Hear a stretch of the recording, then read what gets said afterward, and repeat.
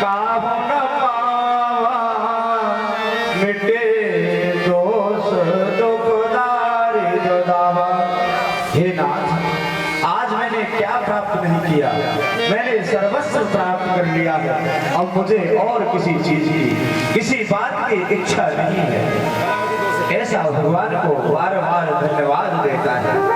हे प्रभु, आप तो सर्वस्व को जानने वाले हैं, आप ऐसी कृपा करें मेरा जीवन आपके चरणों में अनन्य भक्ति के रूप में व्यतीत हो।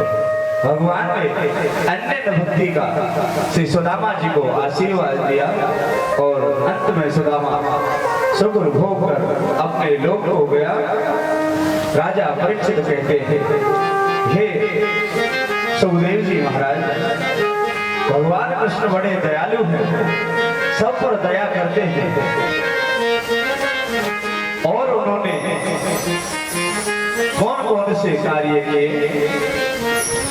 अपने मित्र सुदामा का उद्धार किया तो सुखदेव जी महाराज कहने लगे, हे राजन, भगवान ने श्री उद्धव जी को ज्ञान प्रकाश प्रदान करके, प्रेम रस प्रदान करके,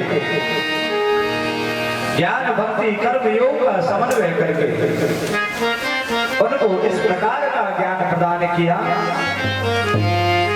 जिसके प्रदान करने से, जिस ज्ञान को देने से किसी भी जीव के आंतरिक हृदय के नेत्र चक्षु खुल जाते हैं महाराज। उसके हृदय में भगवान के नाम का प्रचार प्रसार हो जाता है। उसका मन सदैव प्रभु के अखंड चिंतन में, कीर्तन में, मनन में लग जाता है। इस प्रकार से भगवान ने श्री उद्धव जी को ज्ञान प्रदान करके और उद्धव जी को आदेश दिया कि आप बद्रिकाश्रम में जाइए और वहां जाकर तप कीजिए। महाराज श्री उद्धव जी महाराज बद्रिकाश्रम गए और वहां पर एक कुटिया बनाकर भगवान की भक्ति करने लगे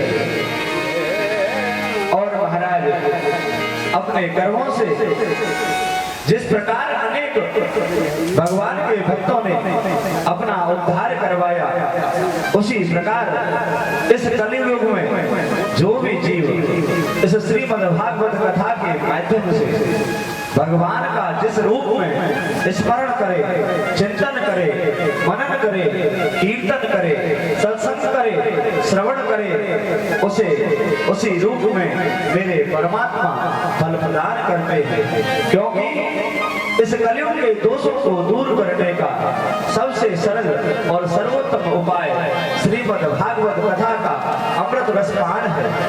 ये ऐसा रस है जिसको पीने से कभी मुंह का स्वाद कड़वा नहीं हो सकता। यह सदैव रस में है, ये रसीला है, इसके स्वाद को कोई भी कड़वा नहीं बता सकता। ऐसा श्री सुखदेव जी महाराज राजा परीक्षित से कहते हैं। महाराज कहते हैं कि ये जो जीव है इसका जीवन एक वृक्ष के समान है। एक छोटे से अंकुर के रूप में पैदा होता है, धीरे धीरे बड़ा होता है और एक समय ऐसा आता है जब यह वृक्ष विशाल रूप प्रदान करता है। वृक्ष का विशाल रूप भी मेरे परमात्मा की कृपा से होता है, उसमें अनेक शाखाएं छट जाती हैं।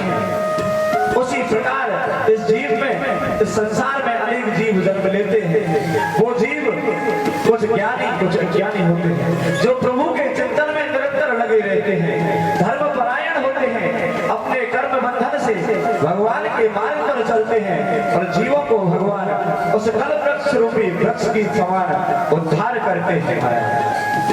ऐसे श्री सुखदेव जी महाराज राजा परीक्षित को बता रहे हैं, क्योंकि सुख और दुख उस वृक्ष के समान है। जैसे अगर वृक्ष जब तक उसे पानी मिलता रहे, उसकी जड़ चेतन रहे, उसमें अनेक प्रकार की डालियां फल फूल फलते रहते हैं। उसी प्रकार अगर कोई जीव, कोई मनुष्य परमात्मा का चिंतन करता है, उसे भी किसी प्रकार का दुख प्राप्त नहीं होता। क्योंकि वे जीव अपने मन इंद्रियों को एकांत चित्त में भगवान में लगाता है तो प्रभु उसका बेड़ा पार करते हैं महाराज। इस प्रकार से श्री सुखदेव जी महाराज अनन्य भक्ति का पाठ श्री परीक्षित जी को बता रहे हैं। वो कह रहे हैं वैसे तो भगवान को ध्यान के अनेक मार्ग हैं। कोई धर्म में होकर भगवान को ध्याता है, कोई तप कर कर भगवान को प्राप्त करता है, कोई त्याग के बल पर प्राप्त करता है। जैसे श्री दधीचि ऋषि ने अपनी देह का त्याग करके इंद्र को वज्र प्रदान किया और उससे दैत्यों का संहार हुआ। तो महाराज ये देह त्याग है। कोई धर्म में होकर जैसे अनेक राजाएं हुए, उन राजाओं ने धर्म का पालन किया, धर्म के अनुकरण के बाद उन्होंने मोक्ष को प्राप्त किया।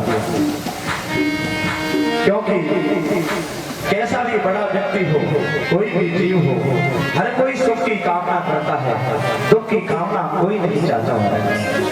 ये संसार ही सुख दुख के लिए बना है।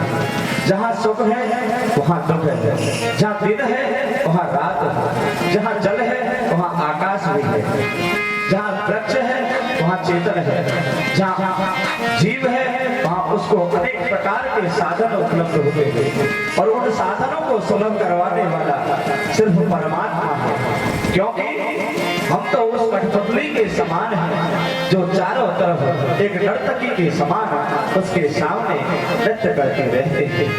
ये नित्य जीवन की चर्या मेरे प्रभु की कृपा से चल रही है। इस प्रकार से श्री भागवत का ज्ञान श्री परीक्षित जी को प्रदान करते हैं और कहते हैं हे राजन, जब हम कथा के एकादश स्कंद में प्रवेश करते हैं तो वहां पर यदुवंश को श्राप की कथा आती है।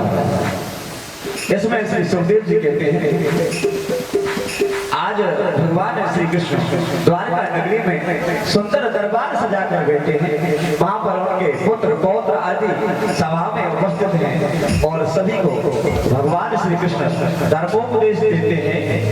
हे पुत्रों, हे पौत्रों, रूप यौवन संपत्ति प्रभुतमा विवेकता एकप्यमानमर्था किमु यत्र चतुष्टय।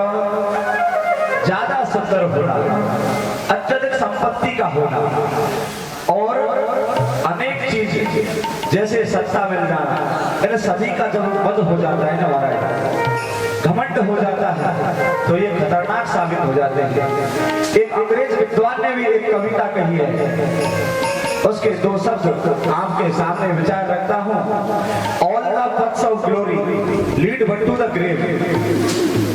इसका अर्थ यह है all the paths of glory, जो ऐश्वर्य के रास्ते हैं वे कब्र की ओर जाते हैं। उस कवि ने कहा है आप अपने जीवन में कितना भी सामर्थ्य, ऐश्वर्य, धन, संपत्ति एकत्र कर ले, लेकिन इन सब का जो रास्ता है, मार्ग है, वह मृत्यु की ओर प्रशस्त होता है।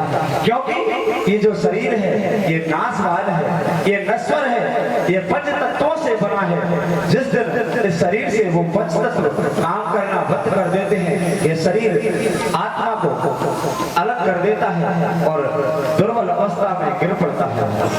उसी प्रकार से भगवान श्री कृष्ण अपने पौत्र पुत्रादि को कहते हैं कि जब धन संपत्ति वैभव बढ़ जाता है, सत्ता का मद होने लगता है, तो ऐसा समझिए उनका अंत नजदीक ही है। क्योंकि ऐसा कहते हैं till the end of life, जब अपनी मृत्यु का अंत समय नजदीक आता है तो प्रत्येक मनुष्य ये सोचता है कि मेरा उद्धार किस प्रकार हो, भले ही उसने बुरे कृत्य ही क्यों नहीं किए हो। कितने भी बुरे कृत्य करने वाला भी व्यक्ति ये सोचता है कि उसे मोक्ष प्राप्त हो, क्योंकि अंत समय में उसके मुख से केवल अगर कोई नाम निकल सकता है तो वे गोविंद का निकल सकता है। और ऐसा कोई कार्य नहीं है, क्योंकि उस जीव की इतनी सामर्थ्य नहीं है कि अगर वह नहाने के लिए भी खड़ा हो सके, वह कहीं भोजन करने जा सके, वह कहीं मंदिर में दर्शन कर जा सके, कहीं नदी सरोवर में स्नान के लिए जा सके, कहीं तीर्थाटन के लिए जा सके। ऐसी सामर्थ्य उस व्यक्ति में नहीं रहती, तो केवल वह एक ही कार्य कर सकता है, वह है भगवत नाम संकीर्तन, परमात्मा का अपने हृदय से चिंतन। और अगर कोई अंत समय में भी प्रभु का चिंतन करता है तो उसे सद्मार्ग रूप में मोक्ष प्राप्त होता है। इस प्रकार से भगवान कह रहे हैं कि आप विवेकशील हो, कृष्ण के वंशज हो, अपने विवेक को ध्यान में रखते हुए मेरे इन कहे शब्दों का ध्यान रखना। ऐसा भगवान समझा रहे हैं। लेकिन महाराज धीरे धीरे यदुवंश में अनेक उद्दंडी बालक पैदा हो जाते हैं। बालक जब वन में जाते ऋषियों को तप करने से रोकते, कोई उनके सामान को लेकर भाग जाता, कोई उनको कुछ कहकर भाग जाता। इस प्रकार से अनेक कुकृत्य करने लगे। एक दिन एक साधु ने उन यादव पुत्रों को श्राप दे दिया कि तुम्हारा नाश हो जाएगा। तो सुखदेव जी महाराज इस प्रकार कह रहे हैं, तो राजा परीक्षित ने कहा, हे महाराज ऐसा श्राप किस प्रकार दिया, ऐसा इसका कारण कहिए। भगवान श्री कृष्ण का श्रेष्ठ यादव वंश, उस वंश के वंशज भी जिनका सर्वनाश हो गया, ऐसा कौन सा कुकृत्य उन्होंने किया जिसके करने से उन्हें इस प्रकार का वंश से नाश पूर्ण में जो श्राप मिला। हे गुरुदेव, हे गुरुदेव कृपा करके वो कारण हमें बतलाइए। तो श्री सुखदेव जी महाराज कहने लगे, हे राजा, एक समय यादव वंश के कुछ बालक वन में खेलने को गए और एक राजा से मजाक रूप में उसकी परीक्षा लेने के उद्देश्य से एक बालक को पेट पर कपड़ा बांधकर ले गए। वह साधु अखंड समाधि में बैठा है, जाकर उस साधु की समाधि तोड़वाई, उसका तप नियम छुड़वा दिया और जाकर उससे कहा, हे महाराज आप बता सकते हैं इस बालक के पेट में, इस बालक के गर्भ में क्या है। तो महाराज उस बालक को उन्होंने साड़ी पहना रखी थी। जो ही उस ऋषि ने श्राप दिया, अंतर्दृष्टि से देखकर जब ऋषि ने श्राप दिया कि इसके पेट से पोषण प्राप्त होगा, तो महाराज सारे यदुवंश के बालक घबरा गए और जाकर अपने राज दरबार में इस बात का जिक्र किया, भगवान से निवेदन किया। लेकिन महाराज भगवान श्री कृष्ण ने कहा कि व्यर्थ न हो देव ऋषि वाणी। जो ऋषियों की वाणी है वह कभी असत्य नहीं हो सकती, वह हमेशा सत्य होती है। जिस प्रकार से हमारे संत महाराज जी की वाणी एक एक शब्द सत्य है, क्योंकि हजारों वर्षों पुराने संत महाराज जी अनेक जन्म जन्मांतरों के उपदेश देते हैं, अनेक कथाएं कहते हैं, अनेक प्रसंग बताते हैं और उनके कहे मार्ग पर जो चलता है उसको अनेक प्रकार के सुख प्राप्त हो रहे हैं। ये कलिकाल है, लेकिन ये सच्चा दरबार है। इस दरबार में श्री संत महाराज जी अनेक प्रकार के प्रवचनों के माध्यम से जीवों के दुखों का नाश कर रहे हैं। ठीक उसी प्रकार भगवान श्री कृष्ण कहते हैं, हे बालकों, जो ऋषि ने श्राप दिया है वह तो सच साबित होगा। अब यादव वंश का नाश अवश्य है, यह समय शीघ्र ही आएगा।